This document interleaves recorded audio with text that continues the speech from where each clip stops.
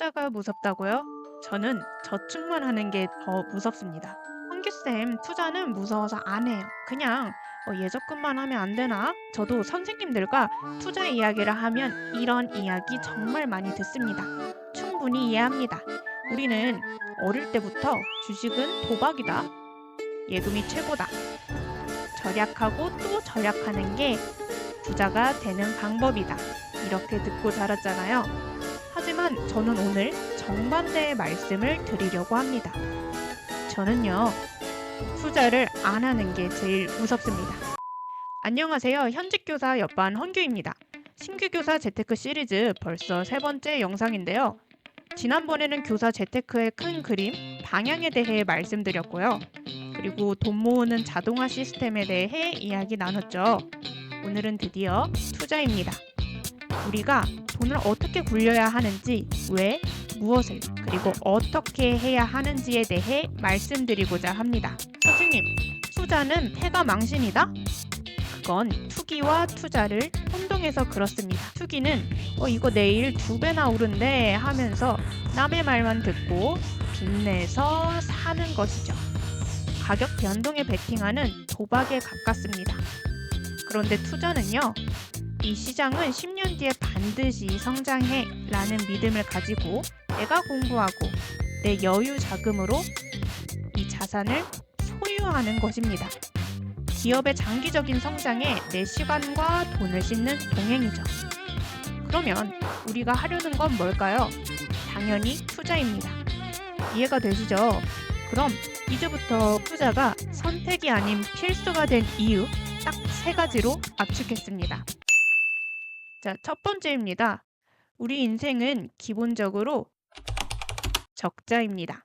인생이 적자라고요? 네, 우리 매달 가계부 쓰면서 흑자다, 적자다 따지잖아요. 이걸 인생 전체로 한번 늘려보겠습니다. 우리 인생을 1, 2, 3분기로 나눠볼게요. 먼저 1분기입니다.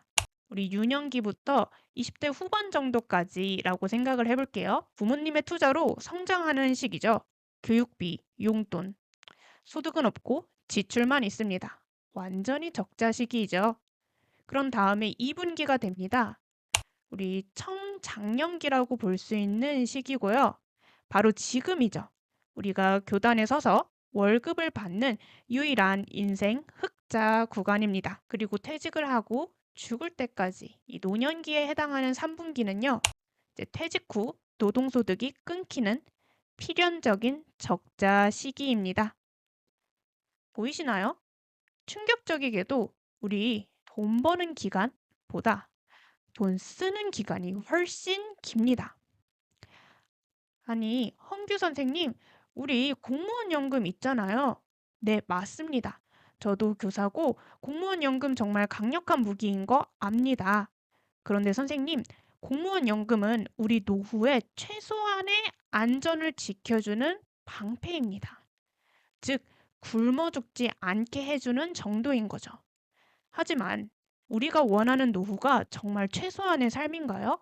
가끔 손주들 오면 용돈 100만 원씩 턱턱 주고 싶고, 은퇴하면 크루즈 여행도 한번 가서 사진도 예쁘게 찍고 싶고, 그리고 물가 올라도 걱정 없이 병원 다니고 싶잖아요. 그 풍요로운 노후는 연금이라는 방패만으로는 절대 불가능합니다. 이 방패, 그리고 그걸 가능하게 해주는 공격 무기가 필요하죠. 그 무기가 바로 지금 인생 2분기에 그 버는 돈을 불려놓는 투자입니다. 자, 2번째, 조용한 도둑, 인플레이션입니다.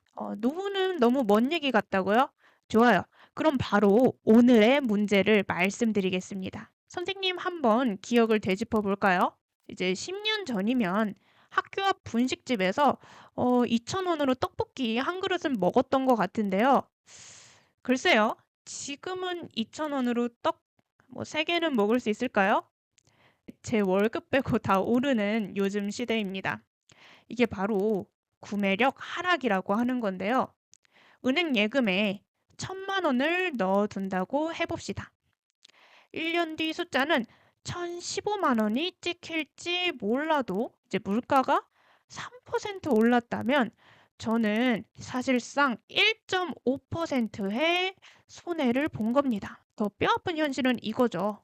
소득 성장률을 비교해 볼게요. 우리의 호봉 상승률, 즉 노동소득이 오르는 속도가 서울의 아파트 가격이나 미국 주식시장, 즉 자본소득이 오르는 속도를 절대로 따라잡을 수 없습니다. 가만히 저축만 하고 있으면 이 격차는 매년, 매달 벌어집니다. 우리는 계속 뒤처지고 있는 거죠. 그래서 저는 투자를 안 하는 것이 너무 두렵습니다. 가만히 앉아서 내 돈의 가치가 떨어지는 걸 보고만 있을 수 없으니까요. 저축만으로 이 인플레이션을 이길 수 있을까요? 제 노후를 책임질 수 있다고요? 전 단호하게 불가능하다고 봅니다. 그래서 이 모든 걸 이길 수 있는 유일한 무기, 복리 때문에라도 투자를 시작하셔야 됩니다. 그리고 복리의 개념은 제가 시리즈 1편부터 누누이 말씀드린 개념이기 때문에 복리를 설명하는 것은 생략해 보도록 하겠습니다. 대신에 72의 법칙이라는 재미있는 공식을 보여드릴게요. 이 72의 법칙은 복리를 이용해서 내 돈이 2배가 되는데 걸리는 시간을 나타내주는 식입니다. 한번 볼까요? 72를 연수익률로 나누면 내 원금이 2배가 되는 시간을 알 수 있습니다. 그래서 연수익률이 꾸준히 뭐 8%다, 3%다 이걸 알 수만 있다면 내 원금이 언제쯤 2배가 될 수 있는지 알 수가 있다는 거죠.